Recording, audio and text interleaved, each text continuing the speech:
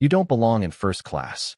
The sentence didn't echo. It sliced, clean and deliberate, loud enough to cut through the low hum of engines and the soft clink of glassware at 30,000 feet as every head in the cabin turned at once and locked onto the same moment unfolding in row 2, where a flight attendant named Nicole Harris stood with a boarding pass in her hand and a look that wasn't confusion but certainty, while the man in the seat, Darius Coleman, didn't move, didn't blink, didn't even glance down at the torn edge of the paper she had just ripped in half as if it were disposable, as if he were, and for a brief second the luxury of first class, the wide leather seats, the soft lighting, the quiet promise of comfort, collapsed into something colder, sharper, like a courtroom waiting for a verdict no one had agreed to yet.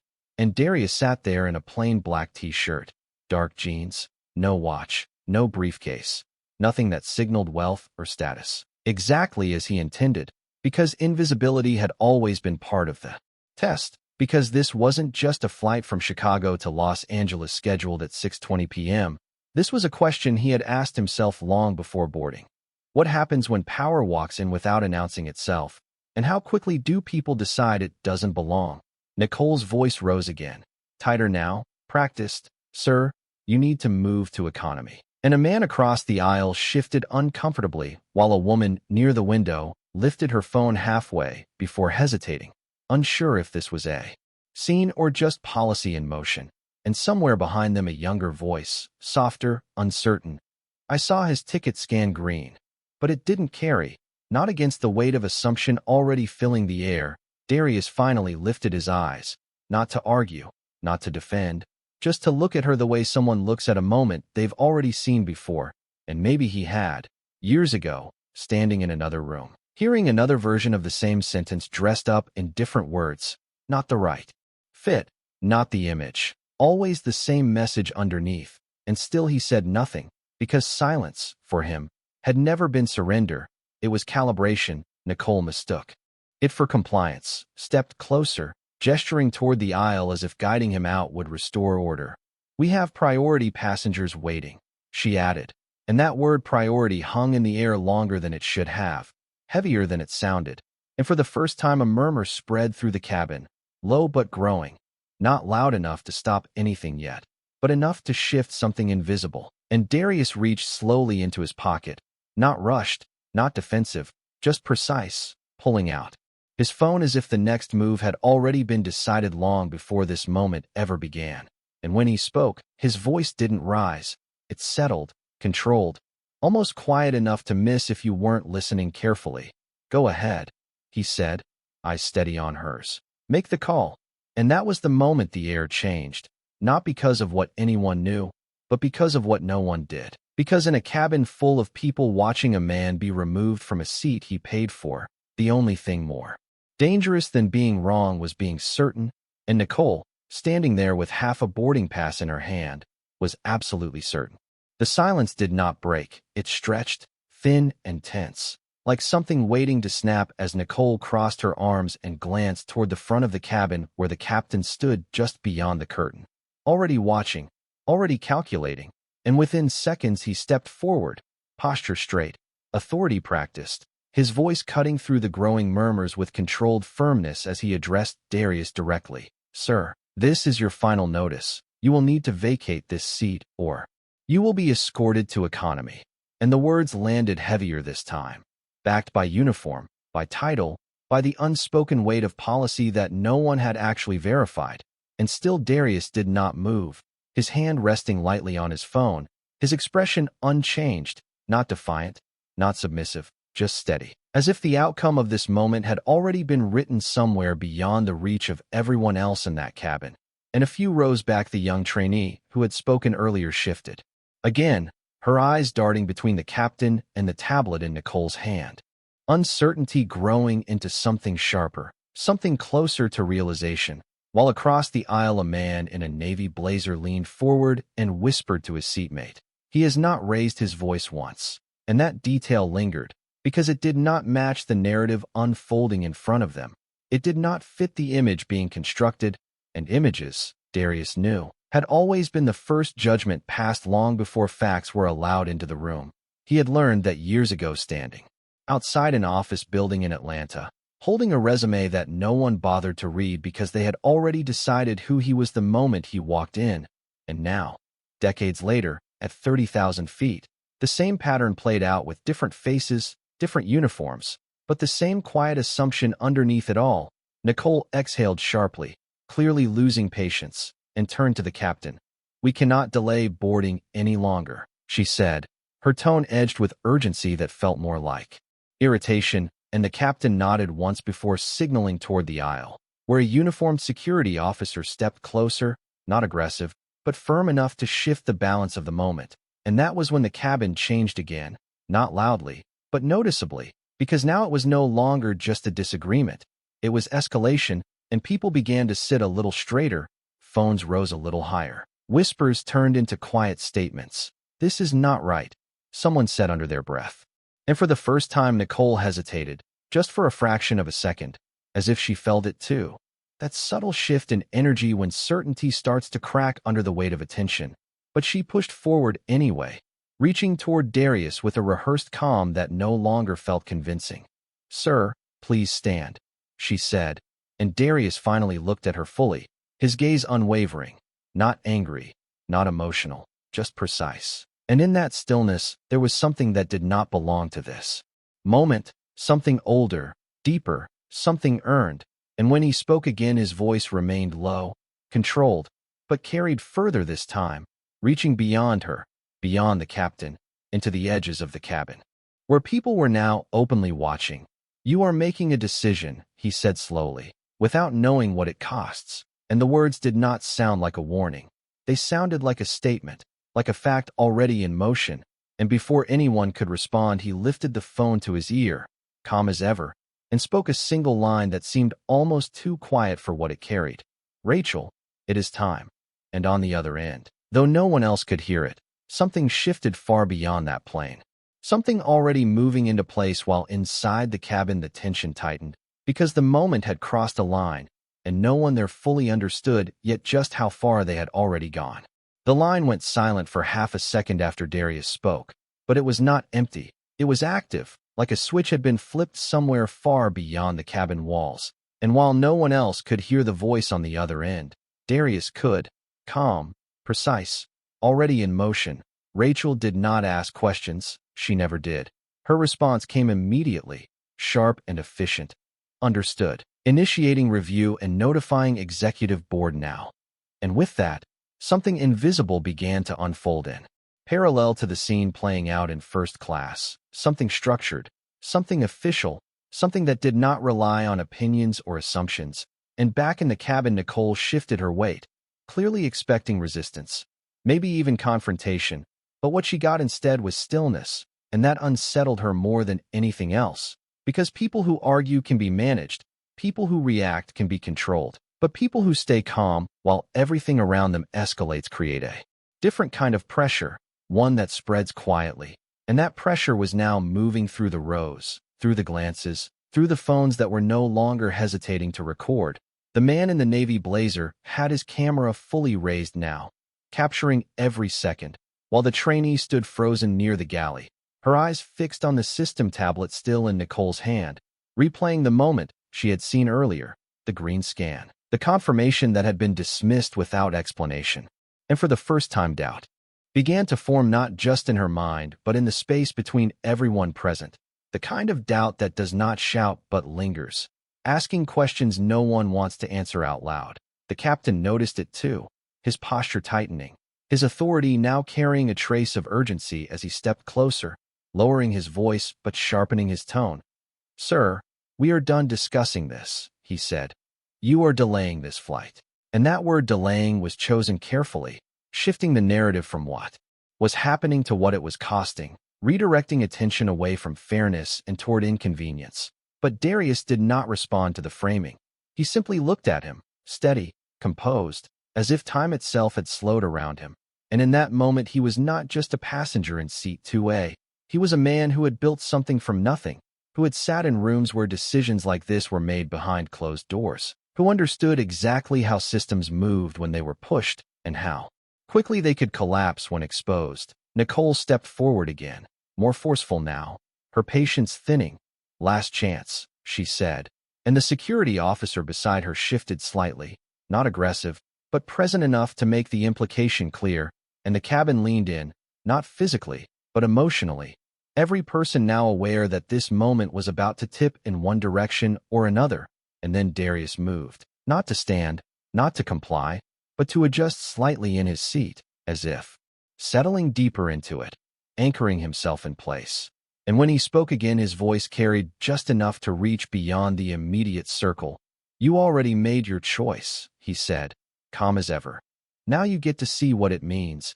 And the words landed differently this time, not as resistance, but as inevitability, and somewhere above them, in a system no one in that cabin could see. Notifications were already being sent, names were already being flagged, and a process had begun that would not stop just because someone changed their tone.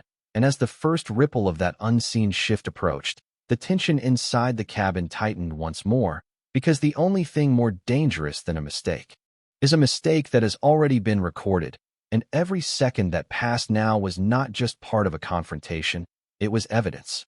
The word evidence did not need to be spoken out loud for it to settle into the room, because everyone could feel it now. That subtle shift from opinion to consequence, from assumption to accountability, and Nicole felt it first in the way her grip on the tablet tightened just slightly. Her confidence still present, but no longer effortless, no longer automatic. While the captain glanced toward her with a look that asked a question he had not yet voiced, and for the first time since this began, there was a pause in their coordination, a break in the seamless certainty that had carried them this far. The trainee noticed it too, her eyes moving quickly between them before settling again on Darius, who had not changed at all, still seated, still composed, as if the pressure building in the cabin was not something happening to him, but something unfolding around him, something he had already anticipated. And that realization began to ripple outward, quietly at first, then stronger, as passengers started to reassess what they were seeing. Not just a man refusing to move, but a man who did not need to. A man who had not raised his voice, had not argued, had not even defended himself, and yet somehow remained the most grounded person in the room. The man in the navy blazer lowered his phone for a moment and whispered, almost to himself, "He knows something." And that sentence traveled further than it should have, picked up by the woman across the aisle who nodded slightly, then by another passenger who shifted in their seat. And suddenly the narrative that had been so clearly defined began to blur at the edges. Nicole sensed it slipping and stepped forward again, her tone sharper now, less polished. "Sir, this is not a debate," she said. But the words did not land the same way anymore. They sounded rehearsed, disconnected from the reality unfolding in front of her. And Darius finally tilted his head just slightly, not in challenge, not in defiance, but in recognition, as if acknowledging that the moment had reached the point he had been waiting for. "You are right," he said quietly, his voice steady, measured. "It is not a debate." And for a brief second that seemed to reinforce her authority, until he continued, "It is a record." And that was when the room shifted again, more noticeably this time, because that word carried weight. It implied permanence. It implied that what was happening was not just passing conflict, but something that would exist beyond this cabin, beyond this flight, something that could be reviewed, replayed, evaluated. And the captain straightened slightly, his attention sharpening as if that possibility had just entered his calculation for the first time. Nicole opened her mouth to respond but hesitated, the smallest delay, almost invisible, yet enough to signal that certainty had finally cracked. And in that space the trainee stepped forward again, her voice still cautious but stronger now. "We should recheck the system," she said, and this time it was heard, not dismissed, not ignored, because doubt had already taken root, and doubt changes everything. The captain looked at Nicole, then at the tablet, then back at Darius, and for a moment the entire cabin seemed to hold its breath, suspended between two outcomes, one where they continued forward and one where they stepped back. And Darius did nothing to push either direction. He simply remained exactly where he was, anchored, patient, as if he understood something none of them fully grasped yet, that the moment they crossed a certain line it no longer mattered what they chose next, because the outcome had already been set in motion, and far beyond the plane, far beyond the view of anyone in that cabin, systems were already aligning with that outcome. names, timestamps, actions, all being compiled into something far more powerful than any single voice in that room. And as the seconds passed, the tension did not explode. It deepened, heavier now, more deliberate, because the people who had been certain were no longer entirely sure, and the man they had tried to remove was no longer just a passenger. He was a question none of them were prepared to answer. The suggestion did not disappear this time. It lingered in the space between authority and hesitation, and the captain felt it, the weight of it pressing against the decision he had already begun to make. His eyes shifting once more toward the tablet in Nicole's hand, as if it suddenly held more answers than his own judgment. While Nicole remained still for a fraction too long, her silence louder than any response she could have given, and in that pause the trainee stepped closer, her voice steadier now, no longer asking but stating, "We need to verify the passenger. Record again." And this time it was not just a comment. It was a line drawn, subtle but clear, and the room reacted to it, not with sound but with attention, every glance turning back to Nicole, waiting, watching, because the moment had shifted from removal to validation, from assumption to proof, and proof demands action. Nicole inhaled slowly, forcing control back into her posture as she unlocked the tablet with a sharper motion than before, her fingers moving across the screen with practiced speed. But something was different now, not in the system, but in how it was being read, because now every second she spent searching was visible, measurable, observed by more than just her own certainty. The captain leaned in slightly, his voice lower, less performative. "Check it again," he said, and it was not a command this time. It was a correction, a recalibration of authority that acknowledged the possibility, however small, that something had been missed, and that possibility changed everything, because once doubt is admitted it cannot be contained. It spreads, it grows, it invites scrutiny, and scrutiny reveals what confidence hides. Darius watched it all unfold without interruption, his gaze calm, almost distant, as if he were observing a process rather than participating in it. And in many ways he was, because this was no longer about convincing anyone in that cabin. It was about allowing the system they trusted to expose the gap between what they believed and what was true. The man in the navy blazer lifted his phone again, this time not just recording, but narrating quietly under his breath. "They are checking now." And that simple statement carried a shift in tone from accusation to anticipation, from conflict to revelation, and across the aisle the woman who had hesitated earlier now held her phone steady, no longer unsure, because something had changed in the air, something that made this moment feel larger than a seat assignment, larger than a single passenger. It felt like a turning point, and Nicole felt it too, her movements slowing just slightly as she scrolled, her eyes narrowing at the screen, and for the first time since this began there was no immediate answer, no quick confirmation to reinforce her earlier certainty, just data, waiting to be interpreted, and that absence of instant validation created a new kind of tension, quieter but heavier, because now the outcome depended not on authority but on accuracy. The captain straightened, his presence no longer dominating but attentive, watching closely as if he too understood that whatever appeared on that screen next would not just resolve the situation, it would redefine it. And Darius finally shifted his hand, not in impatience, not in urgency, but in timing, tapping his phone once more as if aligning two separate currents of events, one inside the cabin and one far beyond it. And as Nicole's expression tightened, just enough to be noticed by those paying attention, the realization began to form, slow but undeniable, that this moment was no longer under her control, and that whatever she had assumed at the beginning of this encounter was now being tested by something far more unforgiving than opinion, something that did not bend to tone or authority or appearance, something that simply recorded, confirmed, and revealed. The silence stretched longer than anyone expected as Nicole stared at the tablet, her eyes scanning, then scanning again, slower this time, as if the information in front of her refused to match the conclusion she had already committed to. And that hesitation did not go unnoticed, not by the captain, not by the trainee, and definitely not by the passengers whose attention had now fully shifted from curiosity to scrutiny. Because the longer it took to confirm something so simple, the more it suggested that it was not simple at all. The captain leaned slightly closer, his voice quieter but edged with a new kind of tension. "What do you see?" he asked, and for the first time Nicole did not answer immediately, her fingers hovering over the screen as if waiting for it to correct itself. But systems do not adjust to expectations. They reveal what is there, and what was there now was not aligning with the narrative she had built. The trainee took another step forward, her voice careful but firm.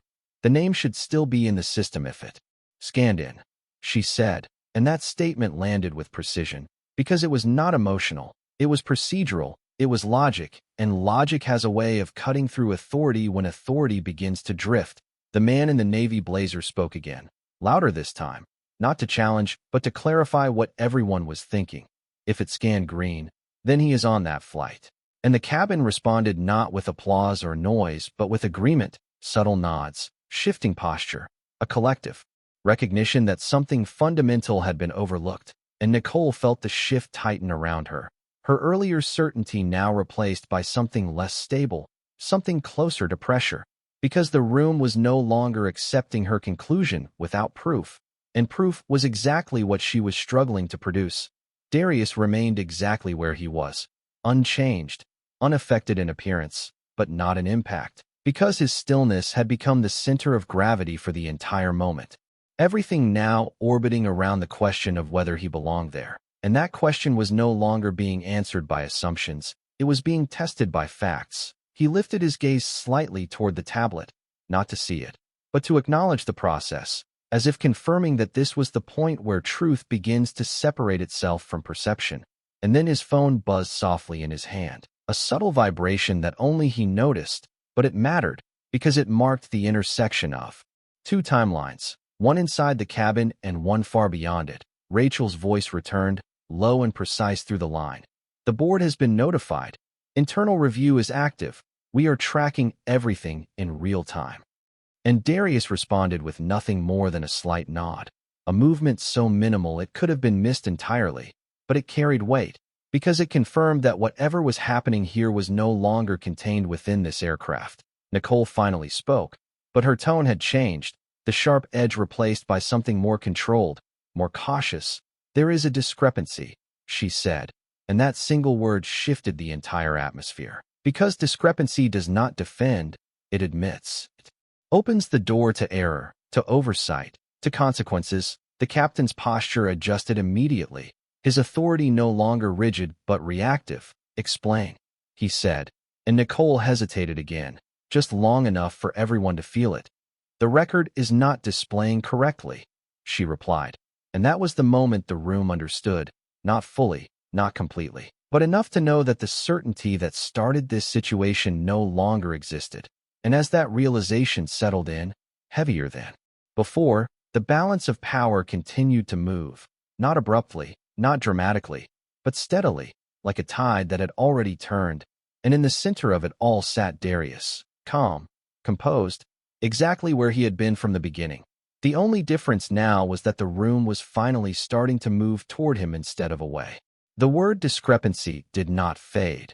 It settled into the cabin like a weight no one could ignore, because once spoken it could not be taken back, and the certainty that had fueled every command, every instruction, every assumption now had a crack running through it, visible to everyone watching.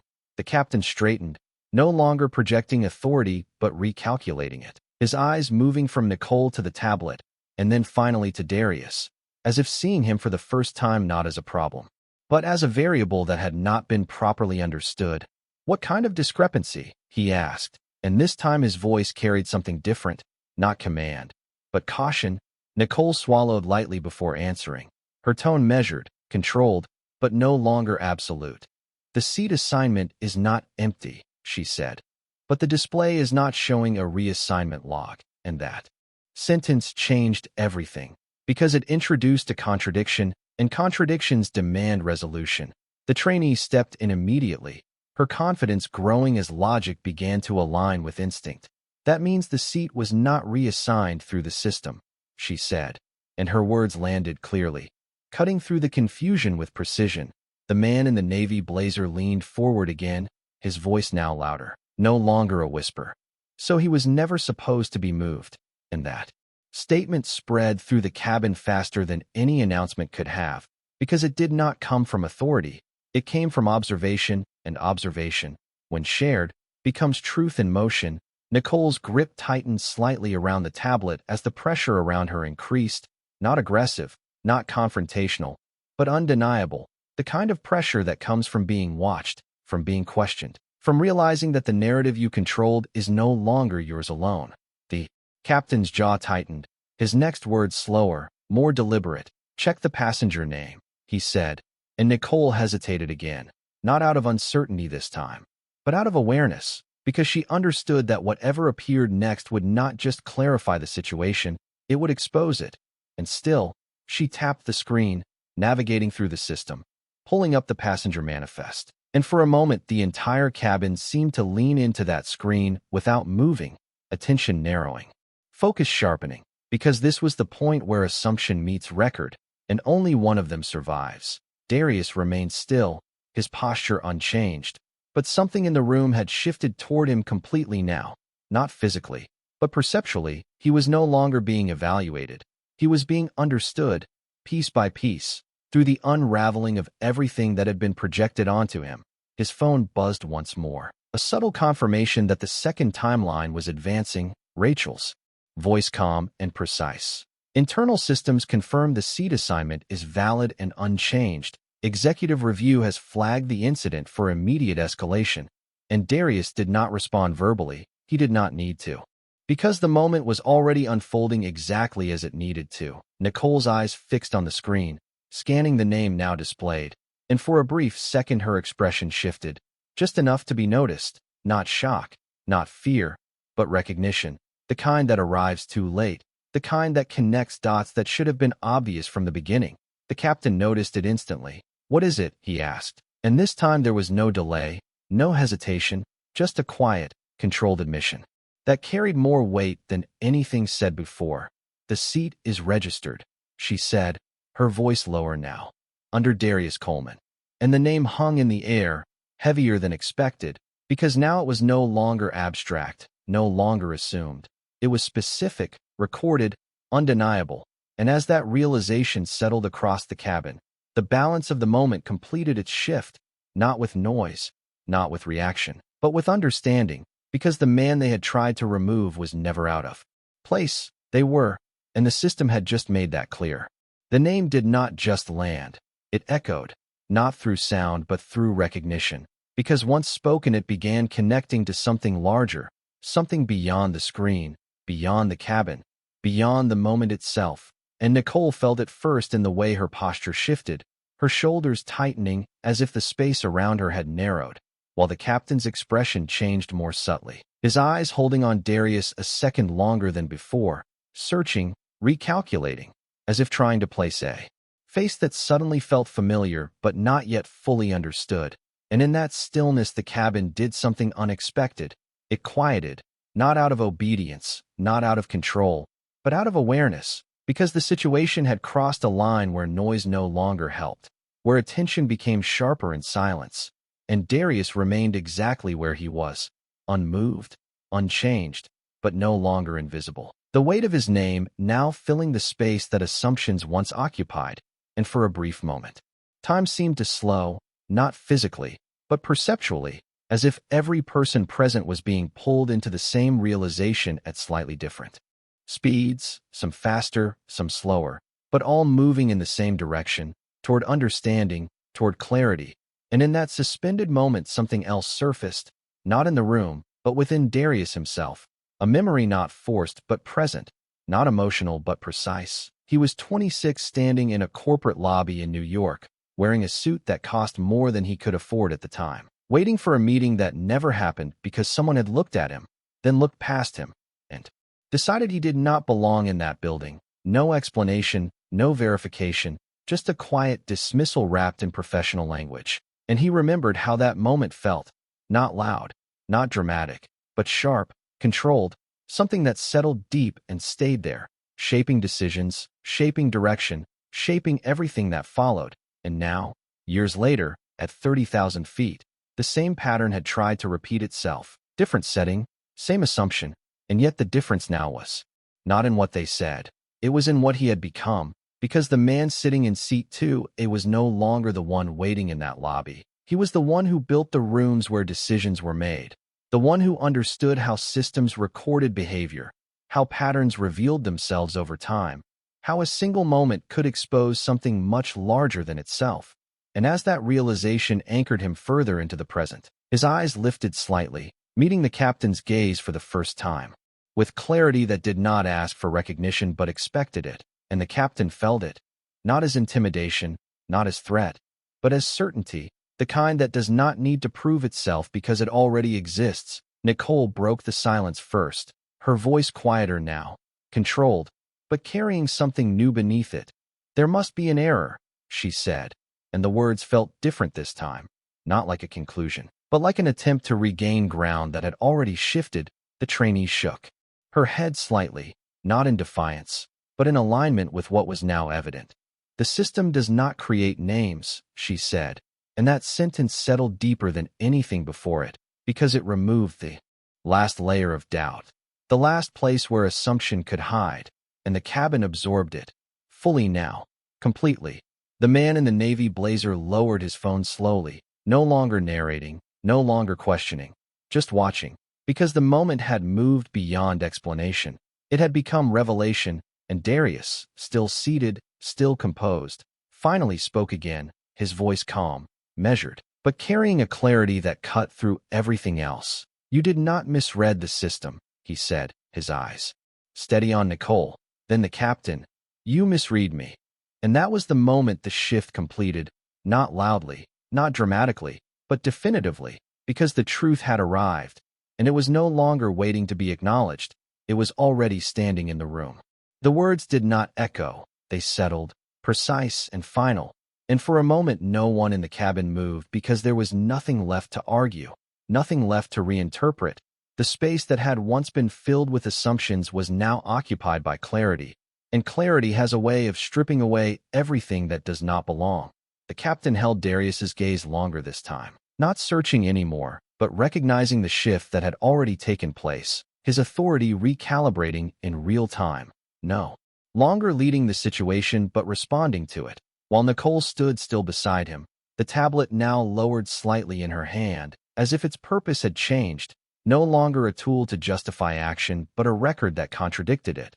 The trainee stepped back just a fraction, not retreating but repositioning, her role in the moment quietly transforming from observer to witness. And around them the cabin had fully transitioned, not loud, not chaotic, but aligned. The passengers no longer divided by uncertainty, but connected by what they had just seen unfold. The man in the navy blazer exhaled slowly, almost as if releasing tension he had been holding since the beginning, his phone still in his hand, but no longer needed to capture anything, because the truth had already established itself without assistance. And in the center of it all sat Darius, unchanged in posture, but no longer neutral in presence. His stillness now carrying weight, authority, and something deeper, something that did not need to be declared to be understood.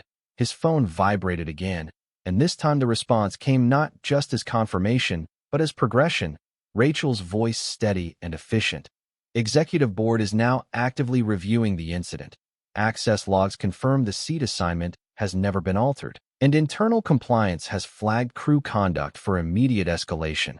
And Darius listened without reaction, not because it did not matter, but because it was expected.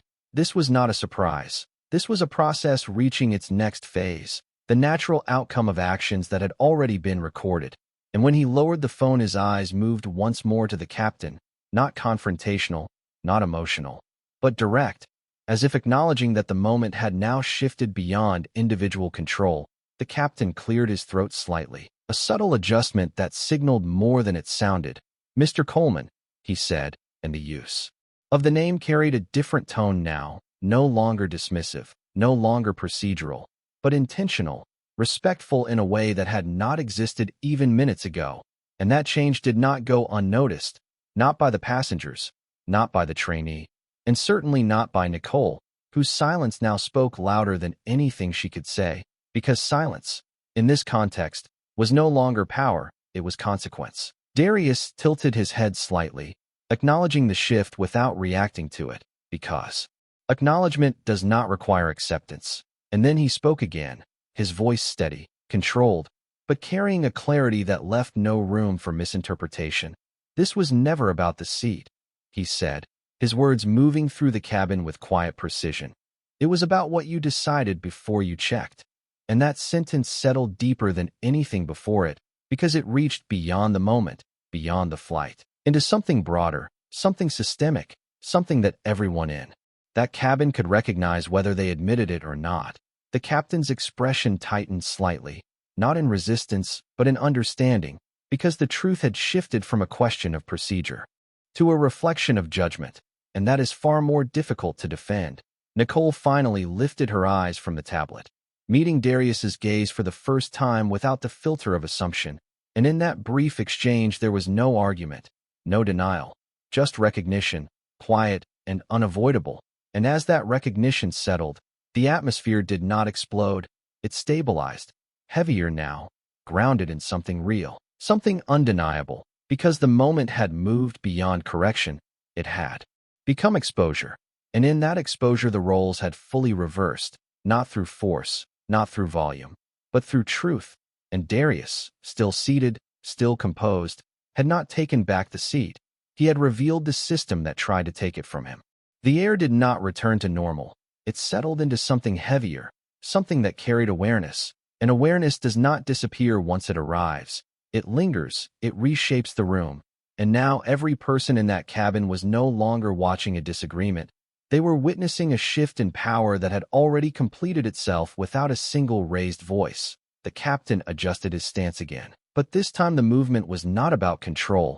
It was about alignment, his tone measured carefully as he spoke. "Mr. Coleman, there seems to have been a misunderstanding." And even that word misunderstanding felt insufficient, too small for what had just unfolded, too light for the weight now pressing on the moment. Darius did not interrupt. He did not correct. He simply listened, because correction was no longer necessary. The truth had already done that. And the captain continued, choosing each word more carefully than the last. "We will resolve this immediately." And resolve carried a different meaning now, not about removing a passenger, but about repairing a mistake that had already been exposed. Nicole stood beside him, silent, her earlier confidence replaced by stillness that no longer projected authority but reflected consequence. The tablet in her hand now just an object, no longer a shield, no longer a justification, just evidence of what had gone wrong. And the trainee, standing slightly behind, watched everything with a clarity that only comes when someone sees both sides of a moment, the assumption and the truth, the action and the impact. And in her eyes there was something new, not just understanding, but awareness of how easily the line between policy and bias can blur when no one stops to check it. The passengers remained quiet, but their silence was not passive, it was engaged, attentive, because they had seen the shift happen in real time. They had felt the change move through the cabin like a current. And now they were waiting, not for resolution, but for accountability. Darius finally spoke again, his voice calm, steady, but carrying a weight that did not come from volume.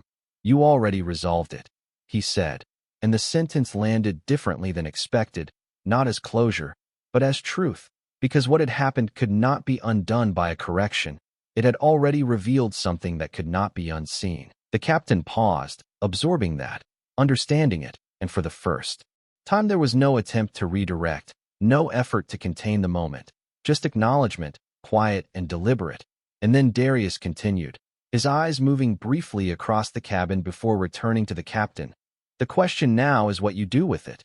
And that shifted everything again, because it moved the focus forward, away from the mistake and toward the response, away from what had happened and into what would happen next. And at that exact moment his phone vibrated once more, and this time the timing was unmistakable, the intersection of both timelines now complete.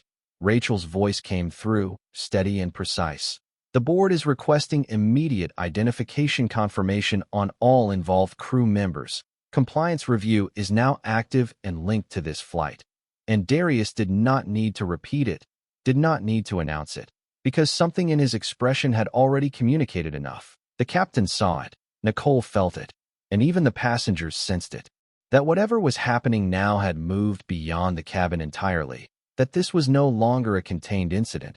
It was a recorded event entering a system that does not forget.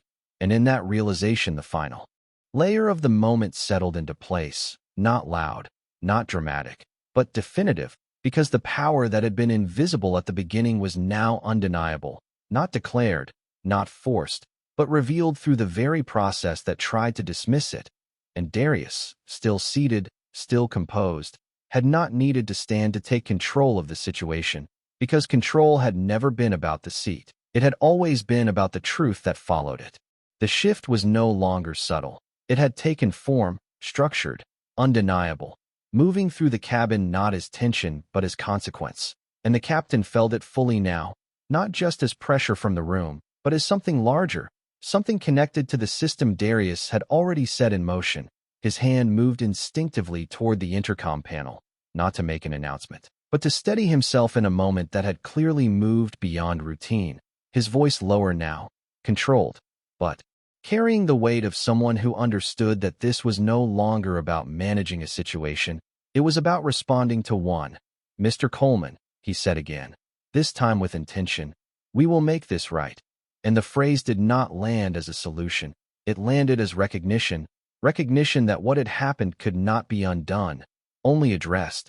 Nicole stood beside him, her posture no longer rigid, her certainty replaced by a stillness that revealed more than any apology could at this stage, because the room had already seen the process unfold, had already watched the assumptions take shape and then collapse under verification.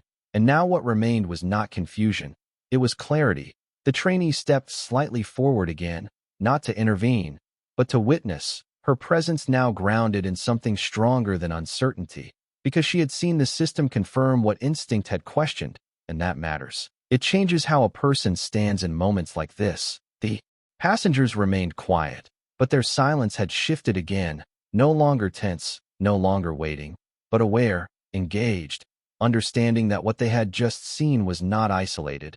It was part of something larger, something that happens quietly until it is exposed. And when it is exposed, it cannot be unseen. Darius lifted his phone slightly, glancing at the screen as Rachel's voice returned once more, precise and immediate. "The board has initiated direct contact with flight operations. Identification verification is in progress, and crew access levels are being reviewed in real time."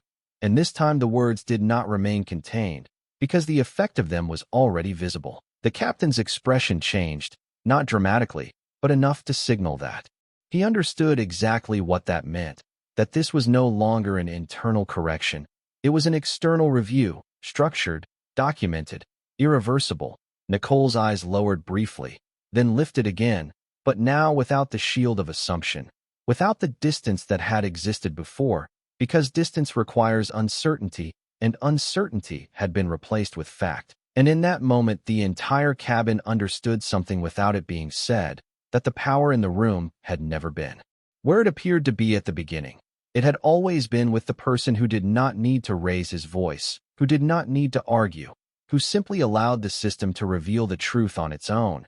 And Darius spoke again, his tone unchanged, calm, measured, but carrying the final shift in perspective that completed the moment. "You thought this ended when I stood up," he said, his eyes moving briefly between the captain and Nicole. "But it started the moment you decided I did not belong." And that sentence settled deeper than anything before it, because it connected everything, the assumption, the action, the consequence, all part of the same line, the same decision. And now that decision was no longer private. It was recorded, reviewed, and understood by more than just the people in that cabin. The captain exhaled slowly, not out of frustration, but out of realization, because there was no path back to where this started, only forward into what it had become. And as that realization settled fully into the space around them, the moment reached its next phase, not explosive, not dramatic, but definitive, because the system had taken over where assumption had failed. And in that transition, the truth had not just corrected the situation, it had redefined it completely. The moment did not explode into chaos, it crystallized into consequence. And that difference defined everything that followed. Because when truth becomes undeniable, it does not need noise, it carries its own weight. And now that weight had fully settled into the cabin, visible in every glance, every posture, every silence that no longer needed to question what had just occurred. The captain's hand lowered slowly from the panel. His authority no longer asserted but measured, aligned with something greater than the immediate scene. And then it happened, not with an announcement, not with a dramatic interruption, but with a quiet signal that changed everything. The captain's device vibrated, a subtle alert that carried more power than any raised voice. His eyes dropped to the screen, scanning quickly, and in that brief moment his expression shifted in a way that could not be hidden.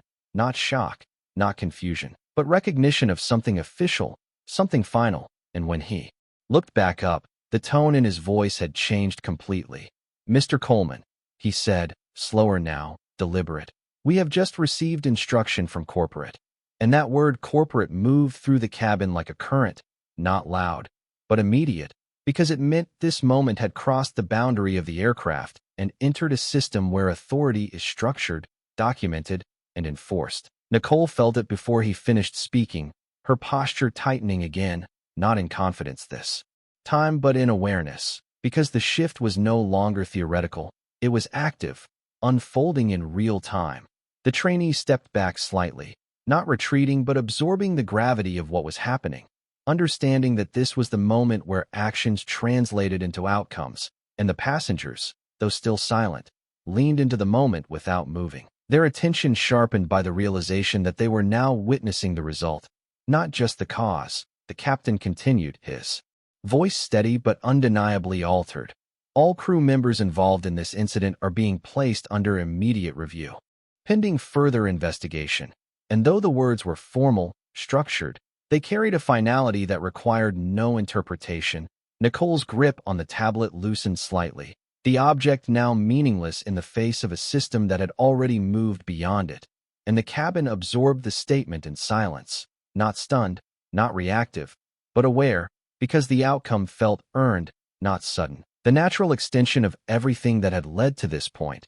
Darius did not react outwardly, did not shift, did not acknowledge the announcement with anything more than presence, because this was never about hearing the result. It was about knowing it would come. And his phone vibrated once more, Rachel's voice confirming what the room had just been told. "Compliance has officially escalated the case. All relevant staff access is now restricted pending review, and documentation has been secured." And the precision of her words mirrored the structure of the system, now fully engaged. The captain nodded slightly, as if aligning himself with that process, no longer directing, no longer deciding, but responding.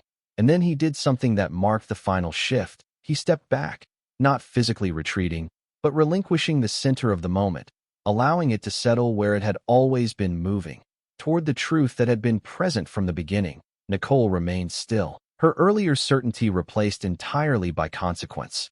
Not spoken, not argued, just present. And in that presence the lesson of the moment became clear to everyone watching, that authority without verification is fragile, that assumptions made too quickly can unravel just as quickly, and that silence, when backed by truth, carries more power than any command ever could. And as the cabin settled into this new equilibrium, the roles had fully reversed, not through force, not through confrontation, but through a process that had revealed exactly what needed to be seen. And in the center of it all sat Darius, unchanged in posture, unchanged in tone, but no longer unseen. Because the system had done what it was built to do. It had exposed the difference between perception and reality, and it had done so in real time, for everyone to witness. The cabin did not erupt into applause. It settled into something far more powerful, something quieter, something lasting, a collective understanding that what had just happened was not just a correction, but a revelation. And as the engines continued their steady hum beneath the floor, the space that once felt divided now felt unified by clarity. The passengers no longer watching a conflict but absorbing a truth that had unfolded in real time. The captain stood still for a moment longer before, stepping slightly to the side, not as a gesture of defeat but of acknowledgement, the kind that does not need to be announced to be understood. And Nicole remained where she was, her earlier authority replaced by reflection, because consequence does not always arrive with noise. Sometimes it arrives with silence that leaves no room to hide. The trainee exhaled slowly, her posture softening as the tension finally released. But her eyes remained sharp, carrying forward what she had just witnessed. Because moments like this do not pass. They stay. They shape how you see the next one. And in the center of it all sat Darius Coleman, unchanged, composed, grounded in the same stillness he had carried from the beginning. But now that stillness meant something different. It was no longer mistaken for absence. It was recognized as control, not forced, not declared, but earned. His phone rested quietly in his hand now, no longer vibrating, no longer signaling, because everything that needed to move had already moved. Everything that needed to be seen had already been revealed. And when he finally spoke, his voice did not rise. It did not seek attention. It simply carried, clear and steady through the cabin. "Respect is not assigned by a seat," he said, his eyes moving briefly across the room, not to challenge, not to accuse, but to include. "It is revealed by how you treat someone before you know who they are." And the words settled deeper than any announcement ever could, because they did not belong to the moment alone. They reached beyond it, into something larger, something that everyone present could recognize in their own way. The man in the navy blazer nodded slowly, not as agreement, but as acknowledgement. The woman across the aisle lowered her phone completely, no longer recording because there was nothing left to capture. The truth had already spoken for itself, and the captain, standing just behind, gave a small, measured nod, not to Darius alone but to the reality that had unfolded, because leadership, when tested, is not defined by perfection. It is defined by what follows, and what followed here was recognition, accountability, and the quiet correction of something that should have never happened in the first place. The aircraft continued forward, unchanged in direction, but the people inside it were not the same, because they had seen something shift, something reveal itself without force, without noise, without spectacle. And that kind of moment does not fade. It stays, it lingers, it reshapes perspective long after the flight lands. And as Darius leaned back slightly into his seat, not reclaiming it, because it had never been taken, but simply existing within it as he always had, the final truth of the moment settled fully into the cabin, not spoken again, not repeated, but understood. That power does not need to announce itself to be real. It only needs to remain still long enough for the world to reveal how it treats it.